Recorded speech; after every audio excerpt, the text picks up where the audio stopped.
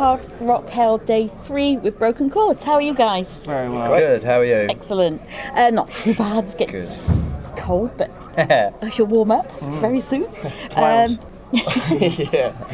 Have you played today? No, we're playing tonight at 10:45. 10:45. Yeah, on the second Excellent. stage. So you're now getting excited, are you? It's getting closer. Getting getting closer. warmed up. We've getting been ready, here settled in. since 1 o'clock today, so it's been spent all day sort of. Watching others and We've had a couple of interviews to do and just getting settled and that. So Yeah. it's going to be a long old day, but it's good. We're excited to get on stage. Ready for the long haul. Yeah. Yeah. It'll be a good day. Yeah.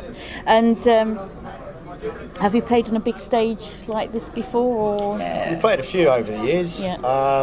We're hoping that it'll be a fairly full room by 11 at night. I'm sure it We will did. be. But We checked did out Hard Rock stage, Hell haven't we? Ibiza as well Oh, this did year. you? Yeah, so that Yeah. was cool.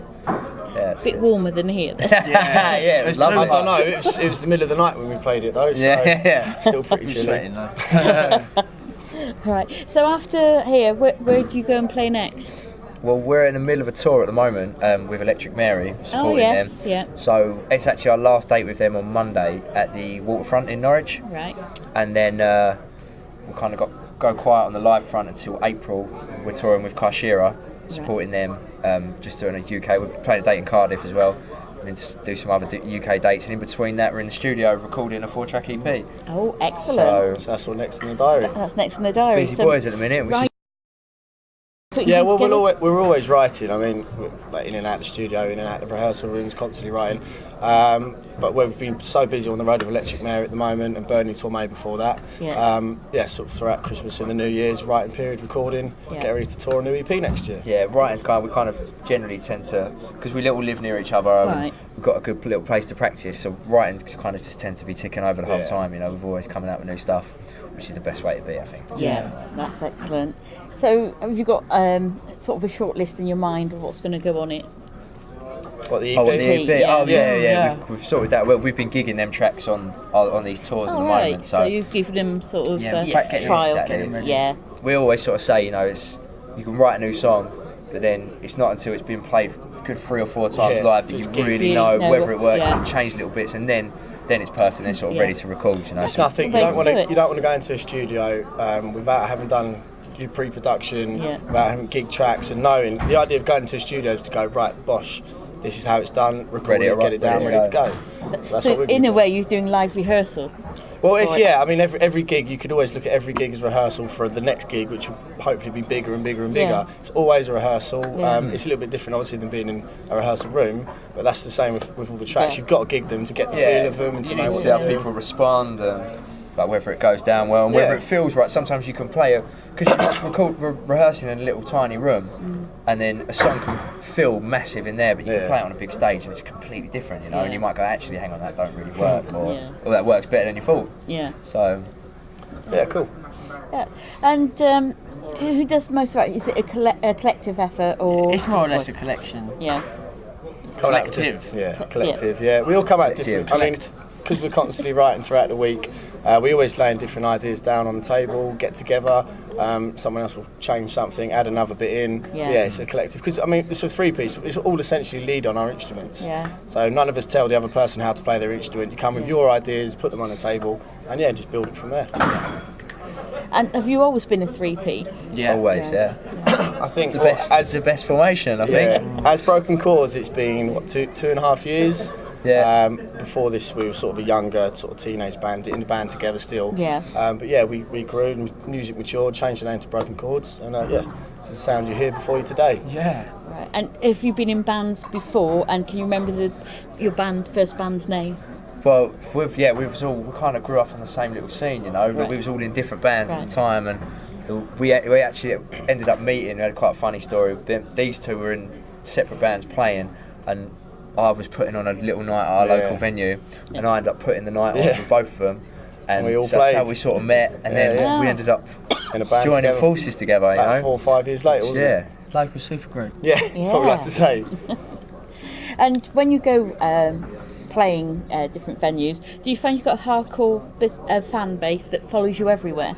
We have a loads solid of group of people that come, and we're getting to the point now people coming from different towns all over and turning up and be like, Yeah. whoa. Crazy, You travel to down come and see us. yeah. Like, Yeah, that's good. That's a good thing to have. yeah, it's just it's really nice. It's good. And next year, after the release of the record, will you be playing any festivals, or how are you That's going to the promote aim. it? That's the hope. Yeah. We want the EP done and out sort of start of next year. We've got the tour for April to promote it ourselves, but yeah, we want to be on some sort, maybe not even the major festivals, but sort of the more sort of underground DIY festivals. Right, okay. Doing the circuit Doing at least. the circuit at least, yeah. There's a lot of small festivals out there, so it's Yeah, worth yeah, checking them exactly. out. Yeah, there's Definitely. some good ones. But yeah, that's the aim. Hopefully going back to Ibiza as well. Yeah, we did hard rock hell and Ibiza as well. So fingers crossed. Up and coming festival is Beermageddon, and we've heard of that. Beermageddon. One. Yeah. Beermageddon. That sounds brilliant. Yeah, we'll have to go home and check that out. Sounds like where we want to be. Yeah, that's quite a good one. And as you say, there's other ones. There's the SOS Festival, Yeah, I've seen them, Guildfest. Yeah. Oh, there's so Yeah, many yeah. little ones out there. But Yeah, it's like near us. There's a good few festivals near us as well, Stand which and we've Calling. always done. Stand and Calling Stand and Call that would sort be of good to thing. get on. That's 2 minutes up the road from Yeah. us. So next year that'd be a good one to look out. But it's good because there's so many festivals now. They're giving a lot of chances to a lot more sort of younger, fresher bands. Yeah. But I mean, it's just a chance to build up really next year. You need to be on that circuit over the summer. People see you, people talk about you, and then come Christmas you're building and building. yeah, excellent. I always ask a random question. Mel might love it or hate it. Never tried it. What's wrong with you? Not I'm a tried really it. fussy eater. Yeah. My parents hated me when I was a kid because I never used to eat anything. So right. I'm probably the worst person you can ask about food. Try being on the road with him. How about you? Stan. Never- I've got to say I agree with Aidan. I'm in the middle. I don't really know what it tastes like. I've never actually I tried smelled it. it.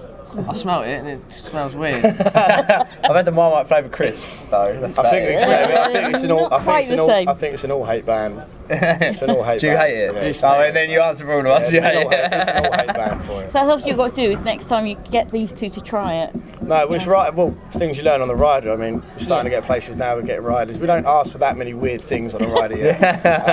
Not like Aerosmith with their strange temperatures and that. But hey, one day you never know. Right. Get some Marmite on there. We'll have to try it. Yeah, absolutely.